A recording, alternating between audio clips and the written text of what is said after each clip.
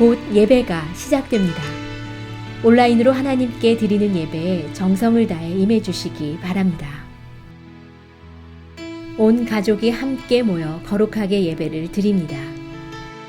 부모가 아이들의 훌륭한 영적 교사 역할을 하시길 바랍니다. 단정한 복장으로 예배를 드립니다. 성경책을 지참합니다. 예배 10분 전부터 예배 준비를 완료하고 기도합니다. 올바른 자세로 모든 순서에 정성을 다해 참여합니다.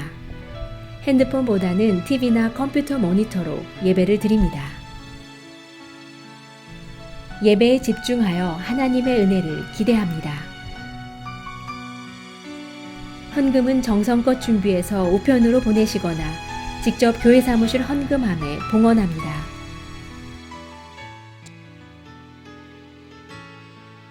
하늘의 문을 여소서, 하늘의 문을 여소서, 이곳을 주목하소서. 주를 향한 노래가 꺼지지 않으니 하늘을 열고 오소서. 이곳에 임재하소서. 주님을 기다립니다. 기도의 향기가 하늘에 닿으니 주여 임재하여 주소서. 이곳에 오셔서 이곳에 앉으소서. 이곳에서 드리는 예배를 받으소서. 주님의 이름만이, 오직 주의 이름만 이곳에 있으니. 한 번 더 고백합시다. 하늘의 문을 여소서, 하늘의 문을 여소서. 이곳을 주목하소서. 주를 향한 노래가 꺼지지 않으니 하늘을 열고 보소서. 이곳에 임재하소서. 주님을 기다립니다. 기도의 향기가 하늘에 닿으니 주여 임재하여 주소서. 이곳에 오셔서 이곳에 앉으소서. 이곳에서 드리는 예배를 받으소서. 주님의 이름만이, 오직 주의 이름만 이곳에 오소서. 이곳에 오셔서 이곳에 앉으소서. 이곳에서 드리는 예배를 받으소서. 주님의 이름만이, 오직 주의 이름만 이곳에 있습니다.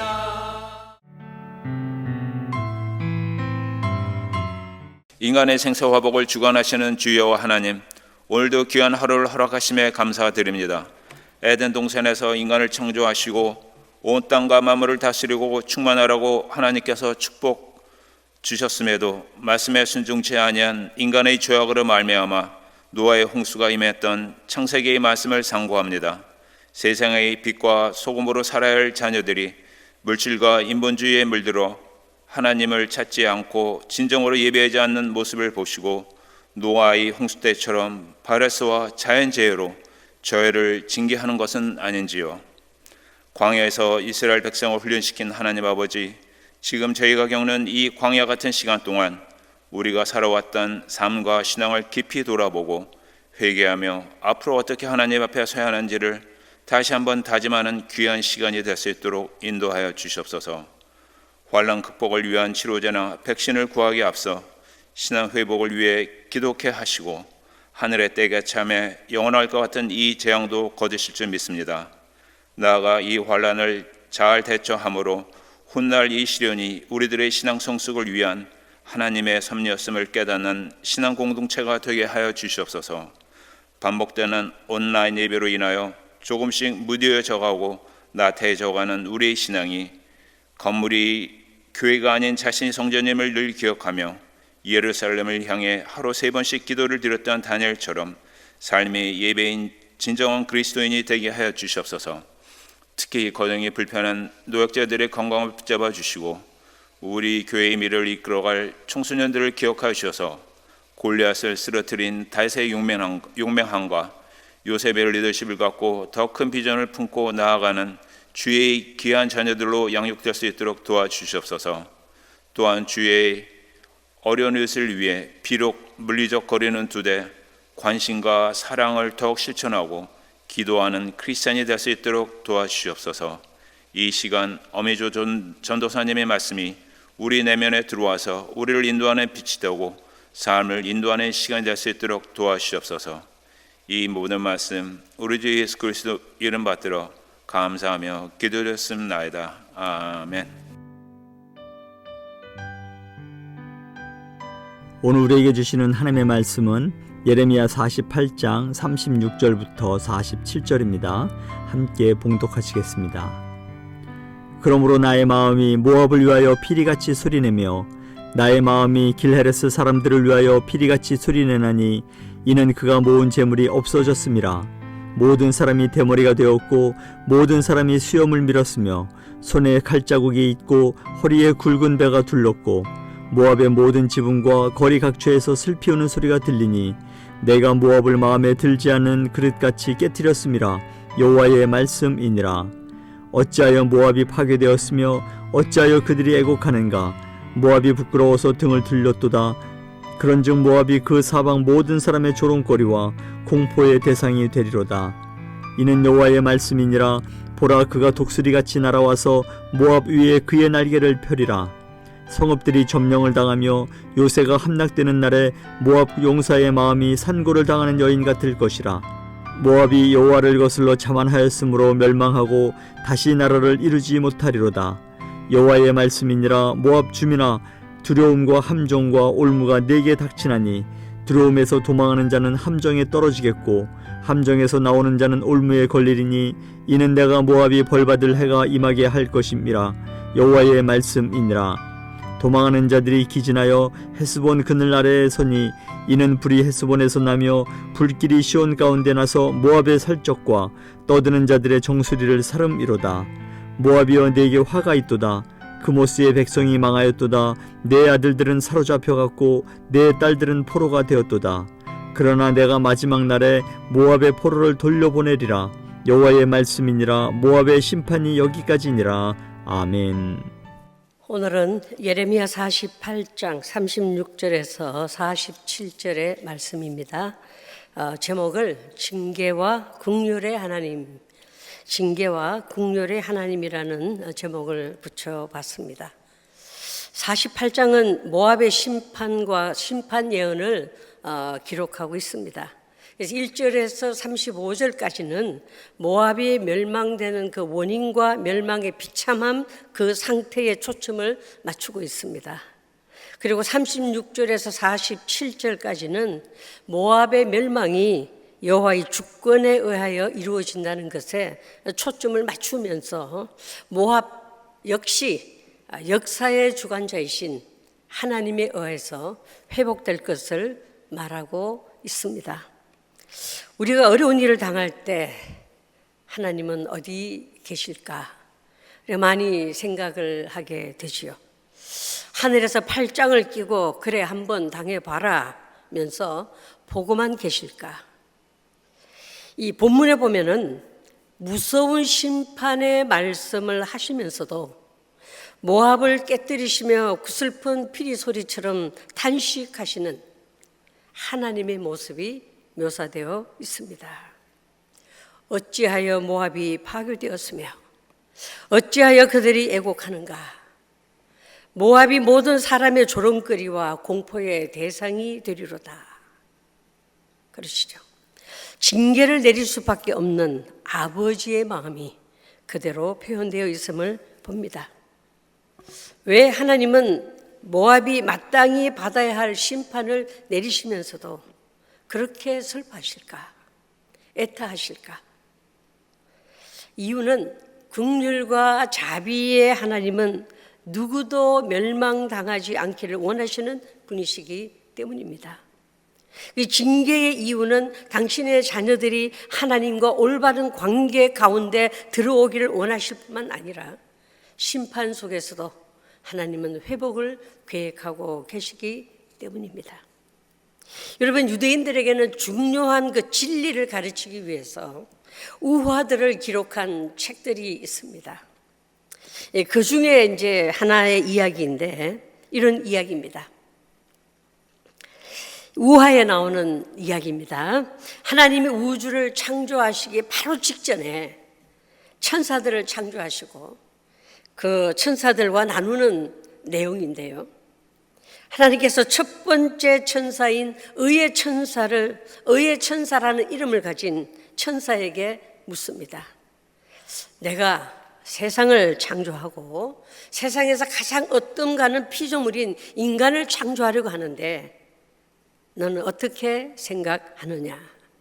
이렇게 물었습니다. 그때 의의 천사가 대답하기를 하나님 인간을 창조하시면 안 됩니다. 인간들은 온갖 불의로 세상을 더럽힐 것입니다. 그럽니다. 그 다음에 두 번째 거룩의 천사, 거룩의 천사라는 이름을 가진 천사에게 똑같은 질문을 합니다. 이 거룩의 천사가 대답하기를 하나님 인간을 창조하면 안 됩니다. 그 인간들은 세상을 더러움으로 가득 채워놓고 말 것이기 때문에 인간을 창조하면 안 됩니다. 그래서 이번에는 세 번째 천사인 빛의 천사를 불러 똑같은 질문을 했더니만 하나님 절대로 인간을 창조하시면 안 됩니다. 절대로라는 말을 붙입니다.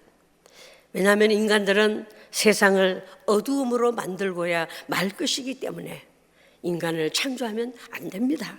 절대로 안 됩니다.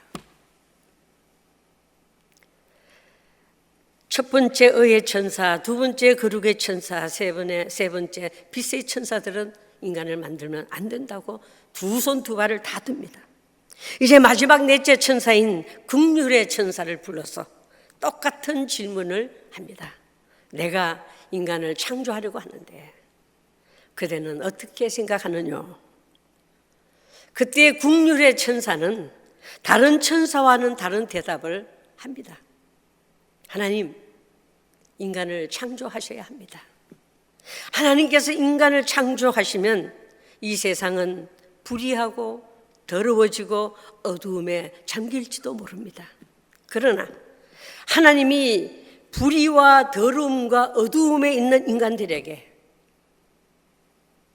하나님, 저는 기어이 그들을 사랑하시는 하나님의 사랑을 이야기할 것입니다.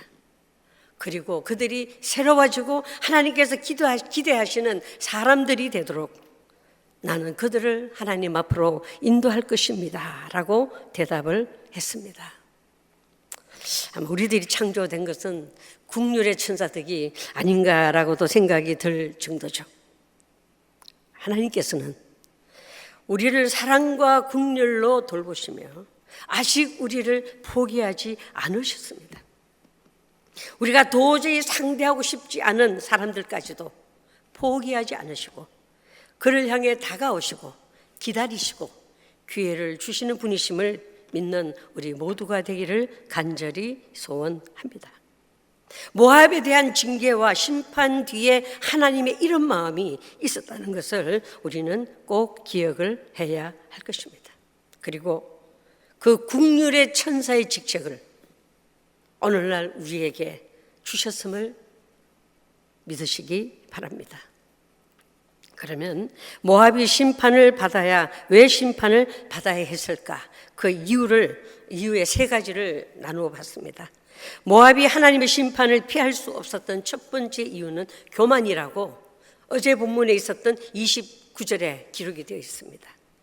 우리가 모압의 교만을 들었나니 심한 교만, 곧 그의 자고와 오만과 자랑과 그 마음의 교만이로다. 교만의 모든 품목이 다 동원된 것입니다. 성경을 보면 하나님은 교만을 강구하지 않으셨다고 했지요. 잠언 16장 18절에도 교만은 패망의 선봉이요 거만한 마음은 넘어짐의 앞잡이라고 했습니다.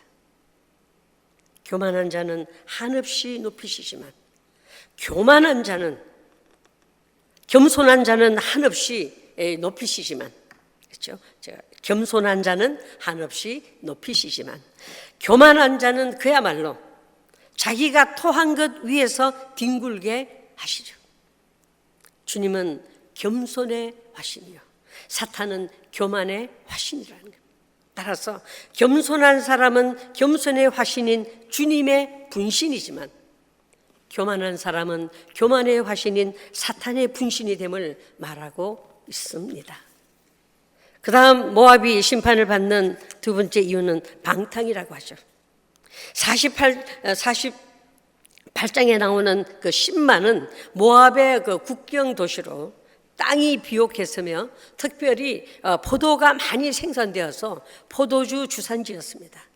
그 가지가 어디까지 뻗었냐면은 그 가지가 바다를 넘어 야셀까지 뻗었다고 했습니다. 그 이야기는 그 신마에서 생산되는 포도주가 해외로까지 널리 수출되었다고 했어요. 그런데 이 모압 사람들은 이 신마산 포도주를 마시고 늘 방탕했기에 하나님이 그들의 기쁨과 환희를 빼앗으시며 포도주 틀에서 포도주가 끊어지게 하겠다고 하셨던 것입니다. 세 번째는 우상 숭배입니다. 오늘 본문이지요. 모압은 이스라엘처럼 아브라함의 혈통에서 시작된 민족임에도 불구하고 하나님을 섬기는 일을 잊어버리고 이방신을 경배하고 섬김으로 스스로를 더럽혔습니다. 모압은 그들이 섬기던 신인 그모스가 그들에게 번영과 풍요를 주며 전쟁 중에서도 그들을 안전하게 지켜줄 것이라고 믿었던 것이죠. 그러나 하나님께서는 그 신과 산당을 파괴하여 제사하지 못하게 하고 우상 숭배자들을 끊어버리겠다고 하셨던 것입니다. 그런데 오늘 본문 36절에서는 심판의 대상인 모압을 향한 하나님의 깊은 애통함을 나타내고 있지요. 보면은 그러므로 나의 마음이 모압을 위하여 피리같이 소리내며 나의 마음이 길헤레스 사람들을 위하여 피리같이 소리내나니 이는 그가 모은 재물이 없어졌음이라. 피리는 이렇게 불어서 소리를 내는 악기잖아요. 그래서 슬픈 감정을 피리같이 소리를 내는 것으로 말씀을 하십니다. 즉 모압의 멸망에 대한 하나님의 깊은 슬픔이 한숨이 되어서 고통스러운 신음을 내고 계시는 것으로 비유하고 있습니다. 하나님은 그들이 심판을 당하여 멸망당하기를 바라지 않습니다. 그들이 하나님을 경외하고 하나님만을 섬기며 잘 살아가기를 원하시고 계신다는 거죠. 왜냐하면 그분께서 창조하시고 만드시고 자녀 삼았기 때문이시죠. 자기 자녀가 고통당하는 것, 자기 자녀가 아픔을 겪는 것, 자기 자녀가 바닥까지 실패하는 것을 기뻐할 부모가 어디 있겠습니까? 아무도 없습니다. 하나님의 마음이 지금 그런 것입니다. 오늘 저와 여러분을 향한 하나님 아버지의 마음도 그렇습니다.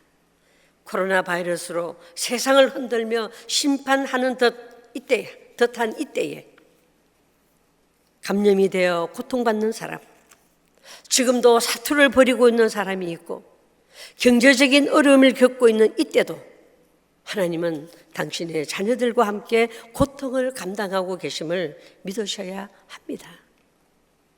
늘 주님 안에서 평안하기를 원하십니다.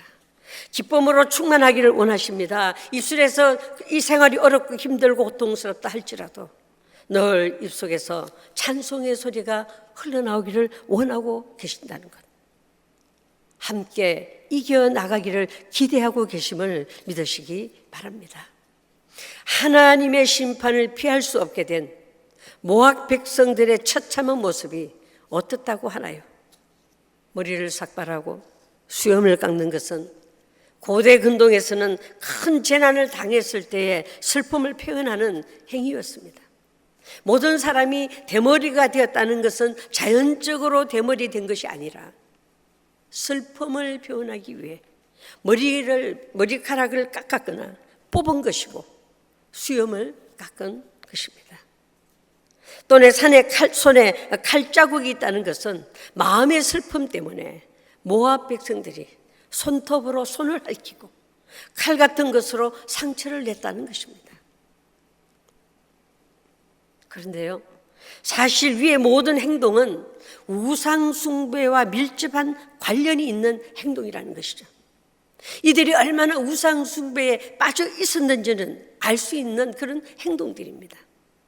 이스라엘의 율법은 그러한 행위를 철저히 금했었는데, 칼로 몸에 상처를 내는 것은 갈멜산에서 엘리야와 대결을 벌이던 바알 선지자들이 취했던 행동이었던 것 여러분 기억하시리라 믿습니다.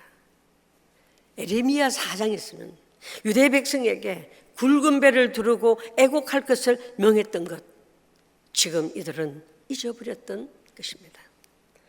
큰 시리에 빠진 모압 백성들이 길거리와 지붕 위에 올라가서 대성통곡을 하죠. 왜 그렇게 대성통곡을 하나요? 더 이상의 희망이 없기 때문입니다. 전능하신 하나님께서 모압을 심판하시고 무너뜨리셨을 때 다시 그 누구도 일으킬 수 없기 때문에 이들은 지붕 위에 길거리와 지붕 위에 올라가서 대성통곡을 하고 있다는 것입니다. 오늘 본문에 보면은 모압을 깨트린 그릇에도 비유하고 있습니다. 하나님께서 마음에 들지 않는 그릇 모압을 깨뜨렸다는 것이죠. 깨진 그릇을 다시 붙인들 새 것이 될 수 있느냐? 아니잖아요. 그래서 그들은 슬픔에 빠져 슬피 울고 있는 것입니다. 모압 백성들이 부끄러워 등을 돌려 앉아 조롱을 당하는 처참한 모습을 이야기하는데, 모압 백성들이 부끄러워하는 이유가 무엇입니까? 그들이 정착한 곳은 물질적 풍요를 누리기 아주 적합한 곳이었습니다. 거기서 경제적, 군사적 능력의 모든 것을 의지하면서 교만하여졌었어요. 그러나 기원전 582년에 바벨론에 의하여서 멸망하게 되죠. 이 남유다가 멸망하기 4년 전에 먼저 멸망을 당하게 됩니다. 이들이 남유다를 향하여 조롱하고 놀렸던 모압이 그 남유다보다 먼저 멸망하게 된 것입니다. 그들의 물질적 풍요와 평안이 그들이 회개하고 돌아오기를 기다리시는 하나님의 돌보심과 하나님이 주신 축복임을 알지 못했고 자신들만 믿고 교만하여졌던 것입니다. 그런데 지금 그들의 모습은 어떻게 되었습니까? 거지 중에 상거지가 되었습니다. 주변 나라들의 조롱거리가 되고 말았습니다. 또한 모압의 멸망을 지켜보았던 나라들이 하나님의 심판에 대한 두려움을 갖게도 하였던 것입니다. 지금 세상이 모압의 상황과 같이 변하고 있는 지금 여러분은 평안하십니까? 행복하십니까? 안전하십니까? 넉넉하십니까? 모든 것들이 하나님이 주셨음을 인정하고 계십니까?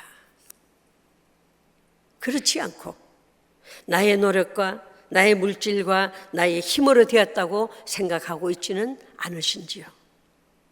만약에 후자라고 한다면 우리도 모압처럼 될 수 있습니다.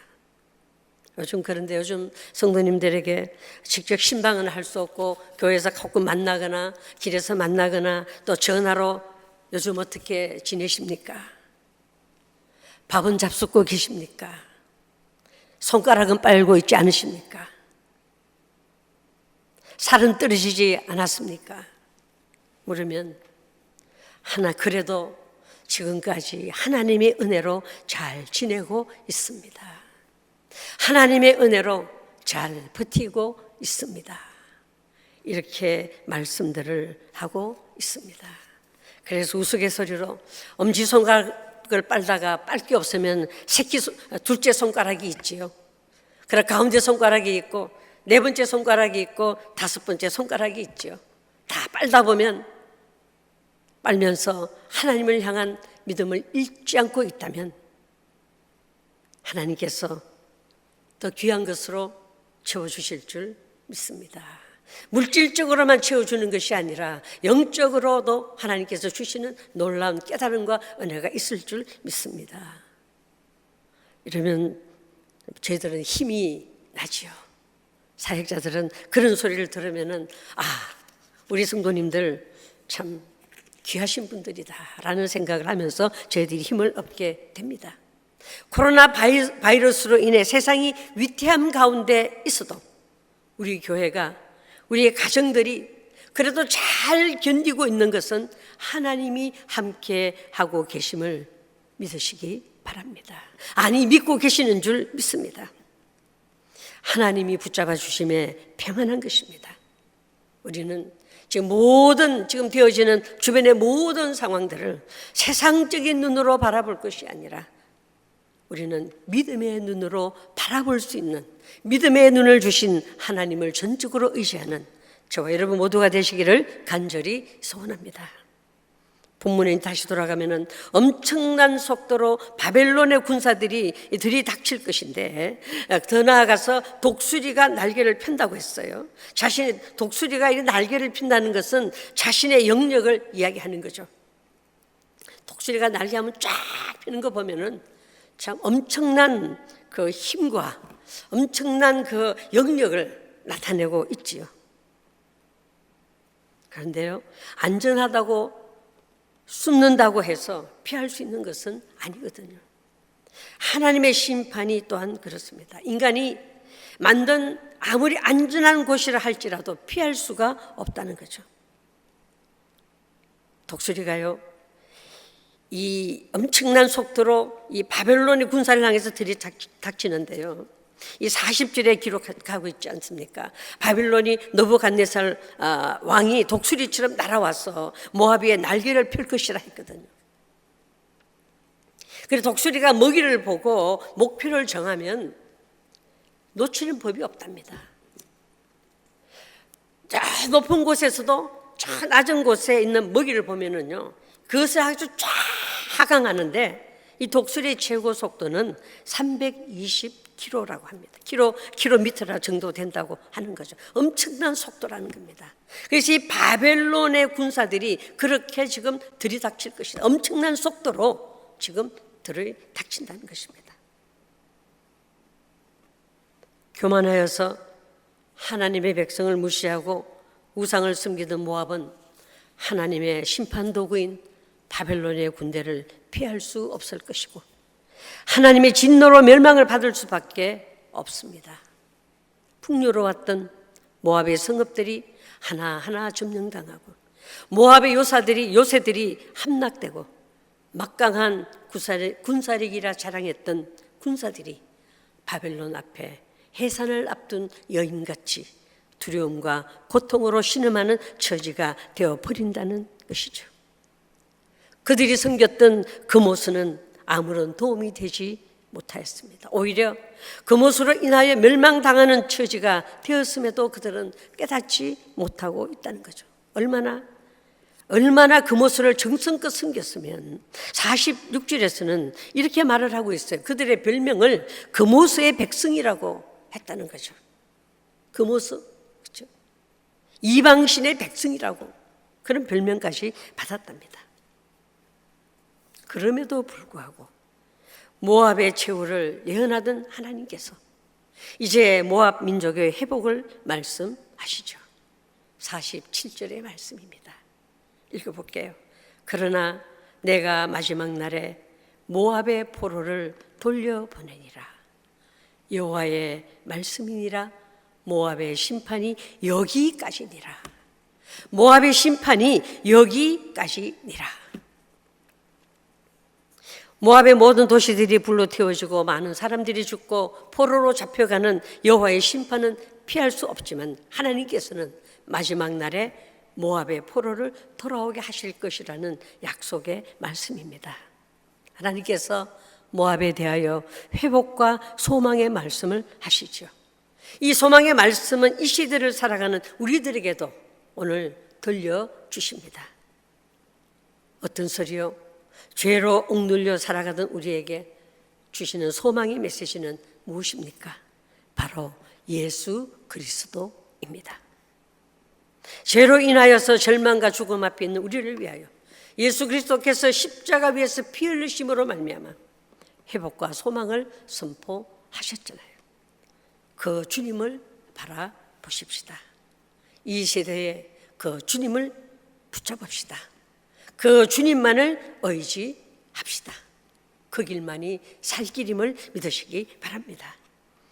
본문을 준비하면서 지팡이보다 회초리라는 제목의 짧은 글이 생각이 났어요. 지팡이보다 회초리 했어요.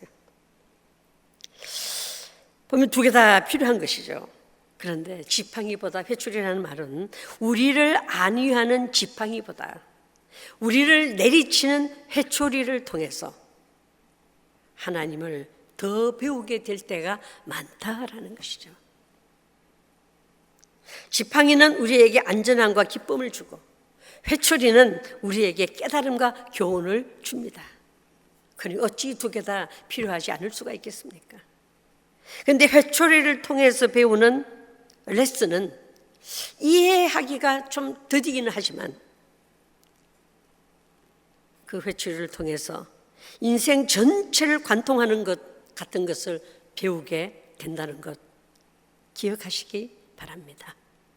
그것이 지팡이든 회초리든 둘 다 타이밍을 놓치지 않고 감사할 수 있다면 참 좋겠습니다. 욥기 5장 17절에도 이런 말씀이 있지요. 하나님께 징계받는 자에게는 복이 있나니 그런즉 너는 전능자의 징계를 업신여기지 말지니라. 지금은 세상이 심판과 징계와 같은 상황 속에 있습니다. 이때에 국률의 하나님이 바로 우리와 함께하고 계심을 절대적으로 신뢰하며 이 어려운 상황을 이겨나가는 우리 모두가 되시기를 간절히 소원합니다. 오늘도 승리하는 하루가 되시기를 간절히 소원합니다.